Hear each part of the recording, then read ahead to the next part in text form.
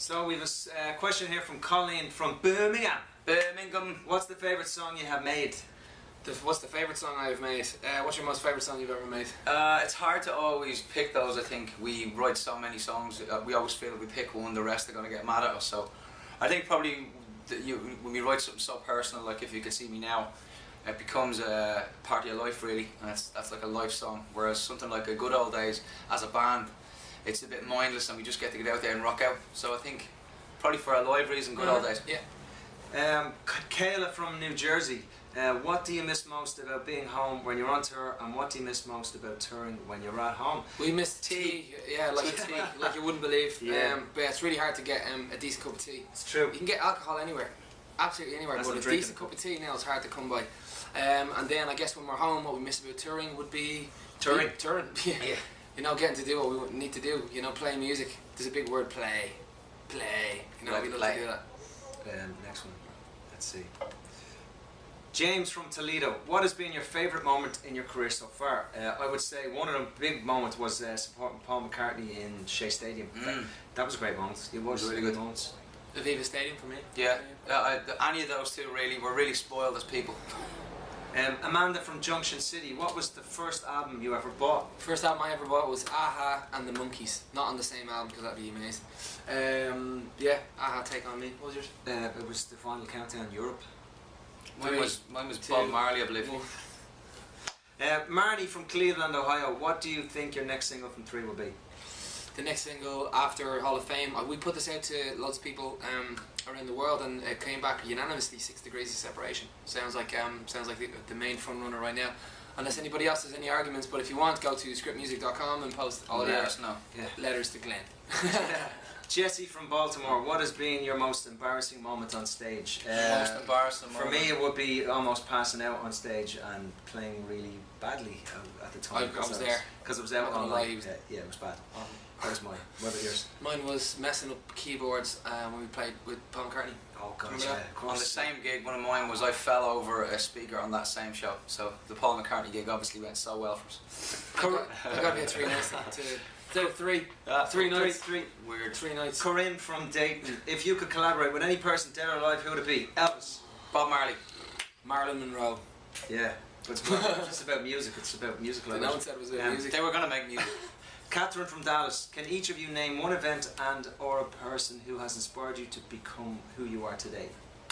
So many people that I suppose we've looked at over the years. Musically, it's so many bands, it's just music in general, good music. But as people, we really do get inspired by the actions of everyday people doing extraordinary things, and it's probably the reason why we wrote our song Hall of Fame. So over the recent years, it's been a lot of nurses and doctors and stuff that we found don't have a Hall of Fame, and we felt we get really inspired by those people. Yeah. Nicole from Syracuse. What is the craziest thing a fan has ever done to try and get backstage to meet you? I remember this, and you know the answer.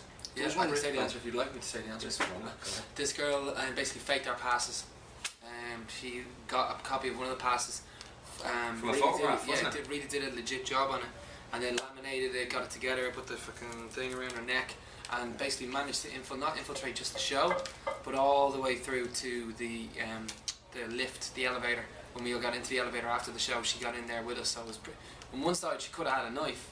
She could have had a knife. She could have had a knife, mate. So that part was a bit scary, but other than that, you know, fair balls to her for getting into the gig. She actually said to us in the lift, I shouldn't be here. And we're like, what?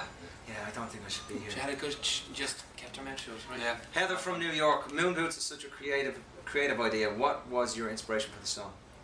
The inspiration for the song was basically just some guy just actually getting fucked out of his head, really, you know. Can I say that? No? Okay. The inspiration for Moon Boots was basically some guy getting out of his mallet. You know, he's kind of can't face life anymore, so he just, you know, goes on the drink, starts going down this wrong path, and basically saying he's got his moon boots on. He's a man on a mission.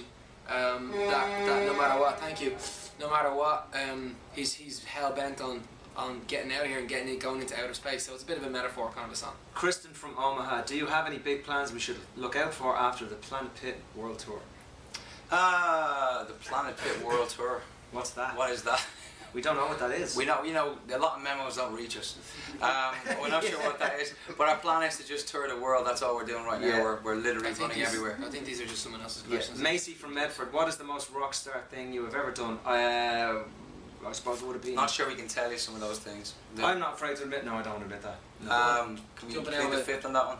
Jumping out of a balcony into a... That was one of my birthdays. I was in Spain and I jumped off the balcony into the swimming pool, thinking this is something you should do to celebrate your birthday. From the second floor. Yeah, It was literally second floor. It was only like, and it was a 3-foot pool. Second step. yeah, Splash. It was like from there to there, but it was rock and roll.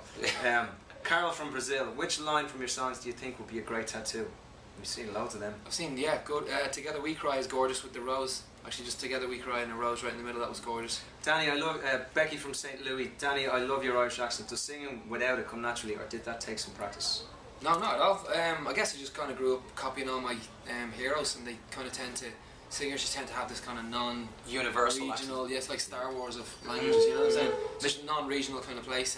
So no, it wasn't hard at all. Michelle from Phoenix, what are your favourite things to do while on tour in other cities, countries? Meet the locals, take in sights, shop or eat at speciality places? All of those things. Honestly, that's literally what we do. We like to go down and meet everybody. It's great if you're going to play a show that night as well, to be in the city, get to know some people, and then you tend to get some funny stories and stuff to repeat on stage. Eat food, meet people, eat people. Eat people, meet food. Eat people, yeah. Katie people. Eat people. We eat poo. Eat poo. We eat purple. We go to a country and eat poo. Katie from Tulsa, if you had to choose a different career, what would it be and why? I would be a gynecologist. Yeah, me too. For obvious reasons.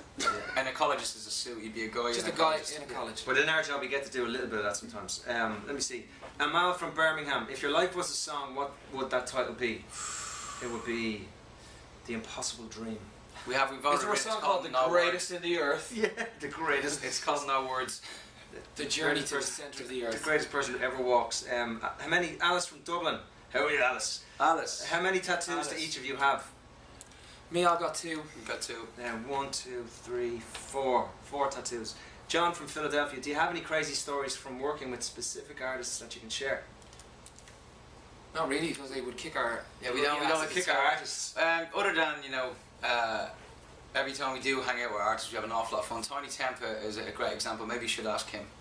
Yeah, he knows us. Susie from Bluefield, what is the coolest thing you own or your most prized possession?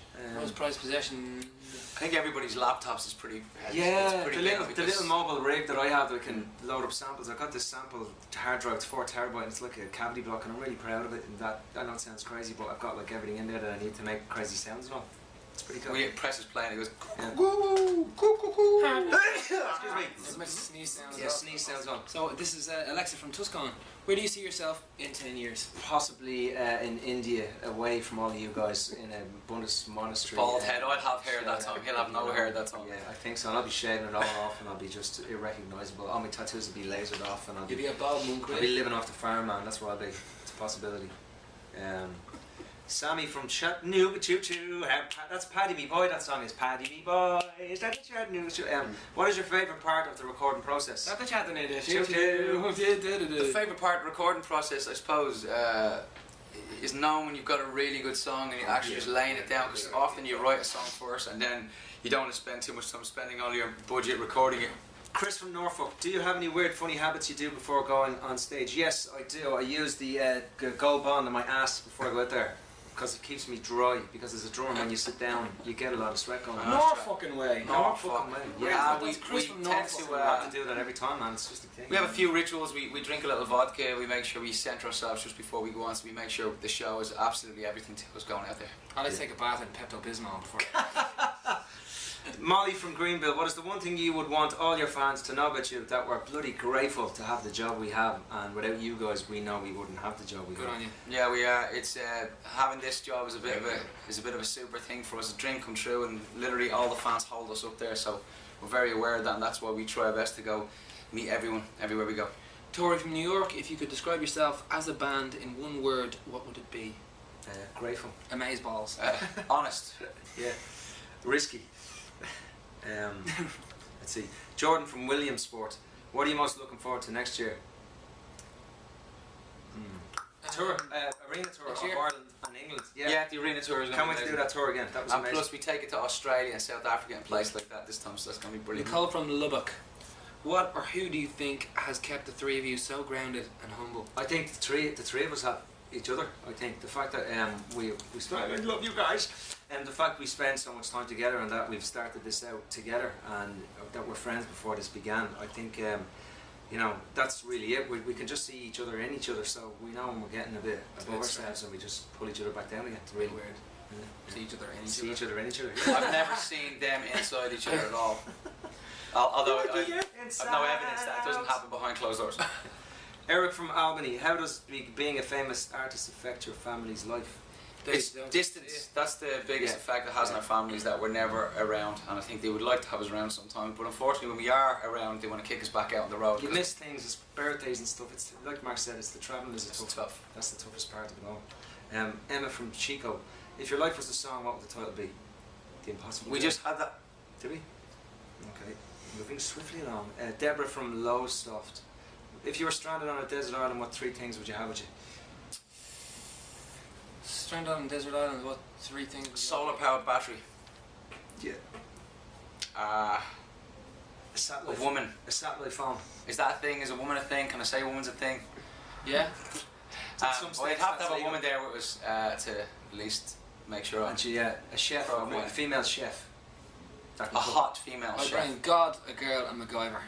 Yeah, MacGyver, he'd be the man, wouldn't he? He'd have you out at the end of the day. Any guy couldn't do MacGyver. Could And that's it. MacGyver's better looking. He'd be banging the mop we just brought. Yeah, See you later. Yeah. Thanks, guys. Thanks for checking out.